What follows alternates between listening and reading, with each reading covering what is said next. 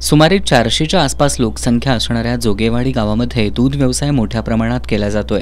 गावची कोरडवाहू शेती असल्यानं दूध व्यवसाय हाच उदरनिर्वाहाचं मुख्य व्यवसाय आहे। शनिवारी सकाळी आनंदा बाळू राठोळे यांच्या 2 म्हशींना ताप आल्यानंतर चारा खाणं बंद केलं होतं। पशुवैद्यकांकडून उपचार करूनही कोणताही प्रतिसाद मिळाला नसल्यानं म्हशी दगावल्या। त्यानंतर एकनाथ बाळू राठोळे यांचीही म्हैस दगावली। गावातील आणखी 6 जनावरांवर ही लक्षणं दिसत असून 3 म्हशींची स्थिती गंभीर आहे।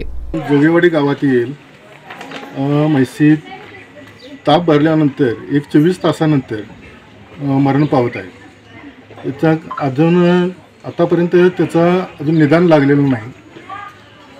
गोकुळचे दाभोळे साहेब, एडी पाटील साहेब आणि साळुंखे साहेब येऊन गेलेले आहेत। बाबर साहेबांचा बी जिल्हा शासनाच्या डॉक्टरांचा चर्चा झाली।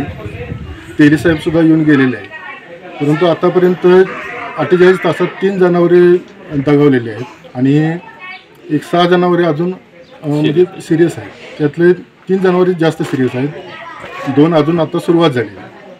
या गावावर मोठं संकट निर्माण झालेलं आहे। तरी अधिकारी लोकांनी व शासनाच्या लोकांनी लवकरात लवकर या आजाराचं निदान करून सहकार्य केलं तर गावावरलं मोठं संकट दूर होईल। दरम्यान गोकुळच्या पशुवैद्यकीय पथकानं म्हैशींवर उपचार केलेत, पण शासनाच्या पशुसंवर्धन विभागाच्या अधिकारी पशुपालकांना सहकार्य करत नसल्याचा संताप शेतकऱ्यांकडून व्यक्त केला जातोय।